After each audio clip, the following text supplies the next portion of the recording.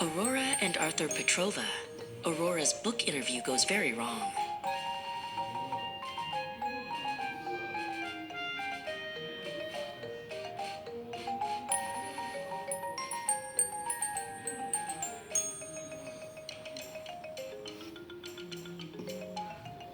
Your reports, just to let you know, your reports. Oh, she's on borrowed time. The sky is a leaden blanket, a pathetic fallacy of gloom, as the sibilant wind whispers warnings of impending doom. Outside Battle Hall Jr., the gray polo pulls to a stop, late as a sluggish snail reaching a high mountaintop. Maria is harried, her orange glasses slightly askew, while Aurora waits on the curb, feeling petulant and blue. "You're late by 1,000,000 miles," the loquacious girl cries, with not a hint of a reticent look in her bright pink eyes. Arthur is nestled in the back, his green glasses glowing bright, a homeschooled observer of this notorious and noisy sight. He watches his sister, whose crimped hair is wild and long, as she protests her lateness with a voice both loud and strong. Aurora hops inside, her pink clip shining clear, though she's grumpy that the end of the school day is near.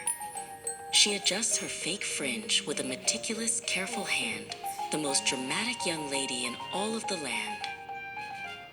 "The doctor's appointment was relentless," Maria sighs with a groan. "A queue of sick people kept me stuck there all on my own." She wears bright orange fabric to hide scars from a kettle's hot spray, a vibrant protector on this lackluster, gray day.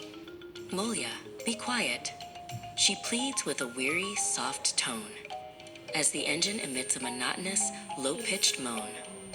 Arthur just watches, his silence an exemplary trait, while Aurora continues to moan about being so late. They share a bag of Tesco pancakes, a sugary, doughy snack, as the car begins its repetitive and monotonous track. Aurora devours the treat with a juvenile, hungry haste, enjoying the sticky and wonderful syrupy taste. "Don't get it on your uniform," Arthur warns with a frown, as the car travels slowly through the outskirts of town. The pancakes are fluffy, the atmosphere starts to improve, as the little VW Polo finds its rhythmic, slow groove. The journey to Great Baddow is lackluster and exceptionally slow, with endless red lights and absolutely no place to go. "Stiga, enough," cries Maria. "Do not bicker or shout," as the children start to fidget and wander about. To start from scratch, with a calm, quiet mood seems a dream, given Aurora's petulant and pancake-filled scheme. The traffic is heavy. The engine is humming away, unaware of the chaos that is destined to ruin the day. They arrive at the library, a quiet haven of thought, where many a meticulous and scholarly lesson is taught. The Springfield streets are a tapestry of faces so grand, reflecting the diverse and wonderful folk of this land. Maria gives Arthur a look that is somewhat reluctant and grim, for the library rules are especially restrictive for him. They step through the doors with a heavy and echoing thud, leaving behind the March morning's thick, slippery mud. Inside the quiet building, where the bookshelves stand tall, Aurora spots a gold handbag resting against a brick wall. She reaches inside with a swift and a clandestine hand, finding a bottle of sanitizer that looks shiny and grand. She decides to exacerbate the silence with a terrible prank, as if she were robbing a very high-security bank. Silently sliding the gel out, she prepares for her play, while her mother is looking at the books on display.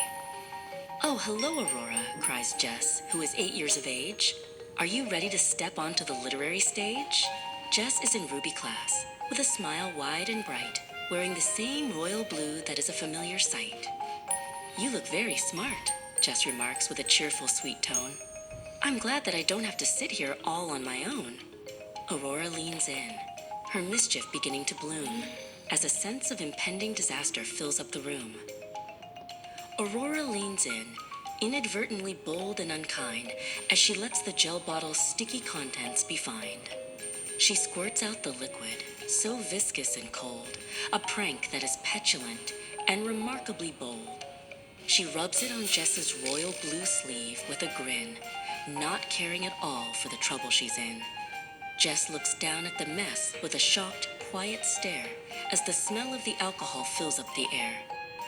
Sabrina Russell appears, her manner exceptionally kind, with exemplary patience and a very peaceful mind. She's 31 and lenient, a leader of grace, with a warm and welcoming smile on her friendly, soft face. Welcome, Aurora. Are you ready to talk of the snow? It's time for our Narnia literary and theatrical show. Aurora beams, her pink glasses perfectly in place, feeling like the queen of this quiet and scholarly space. What about Arthur? Maria asks with a Bulgarian sigh, but Sabrina's response is a no and a why. The Narnia Talk is for kids who attend local schools, and Arthur's homeschooling breaks the library's rules. It's out of bounds for the former, Sabrina explains. The latter must wait until formalized schooling reigns. Arthur is barred, a dilemma so grim and so sad, a restrictive policy that makes him feel quite bad. Maria is incensed by this unfair and rigid decree. Hajde Arthur, come stand over here next to me. She is frustrated by rules that exclude and divide as she pulls her young son to her protective, warm side. Dobre, she whispers, trying to keep her cool. We don't need their session or their boring old school. But Arthur looks longingly at the books on the shelf, feeling quite sorry and sad for his excluded self. Aurora and Jess sit down on the colorful floor while Sabrina prepares to open the magical door to Narnia's world, where the winter is bitter and long, and the lion's great roar is a powerful and resonant song. Aurora is loquacious, she won't hold her tongue, sharing her wisdom with those who are especially young. Jess listens closely, despite her wet, sticky sleeve, to the grand tales that Aurora wants her to believe. It's ecstatic, cries Aurora. The wardrobe! The queen! Her excitement is the greatest that's ever been seen. Sabrina reads out from the magical ink-covered page, setting a wintry and wonderful literary stage. But boredom is creeping, a shadow of monotonous gray, as Aurora wants something much more exciting to play. She finds the discussion too restrictive and slow, and she looks for a place where a wild girl can go. I'm going to the loo, Aurora tells Jess with a wink, to tidy my fringe and to have a quick think. She points to her clips and her hair so crimped and so bright, then slips from the circle and right out of their sight. Hurry back, whispers Jess with a look of concern. There's so much of Narnia we still have to learn. But Aurora is gone, moving fast through the hall, ignored by the readers who sit against every wall.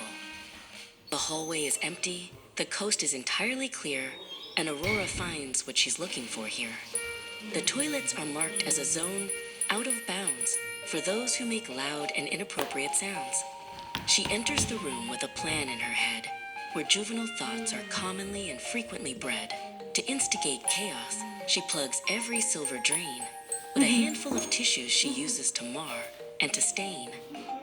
She turns on the taps to the highest and strongest degree, an intentional sabotage for all the librarians to see. It's a fountain, she giggles, her eyes wide and bright, as the water begins its miraculous, shimmering flight. I'll say it was accidentally, she whispers with glee. A watery wonder, created entirely by me. The sinks are soon full, and the water starts to spill, a chaotic sight that gives her a petulant thrill.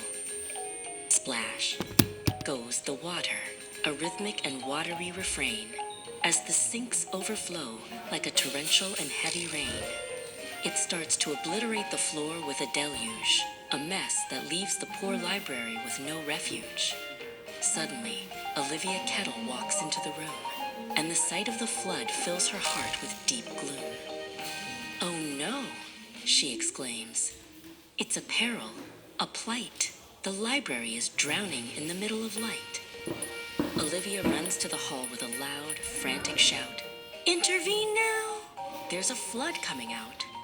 Sabrina stops reading, her face full of genuine fear, as the dire and damp news reaches every child's ear. The toilets are flooded. It's all gone pear-shaped. The magic of Narnia has quickly and sadly escaped. Consequently, the talk comes to a premature end, as the staff and the students all try to defend. Librarian Layton arrives on the wet, slippery scene, and his face is a color that's livid and mean. Who did this? He bellows, his voice like a crack, as he looks at the water and then looks right back. He spots Aurora, who's standing quite near, with a look on her face that is guilty and queer. You vandalize here, he screams in a rage, like a dragon escaped from a literary and locked-up cage. Maria is incensed, her face turning a deep shade of red at the petulant words that her daughter just said. This is the last straw. Kakvo napravi? She cries as she looks at Aurora with fire in her eyes. A premature exit for one and for all, she declares, as she leads her daughter out through the hall. Aurora is led to the VW car, her reputation now carrying a permanent and terrible mar. At home on Falmouth Road, where the ornaments stand, the pets are the finest in all of the land. Bow wow, barks Harlow, the Dalmatian princess so fair. Such unrefined conduct is a burden to bear. Kiev the ginger cat gives a loquacious, long purr. You thwart your own future with water and fur. Your plan was a failure, a juvenile display, and now you are grounded for the rest of the day.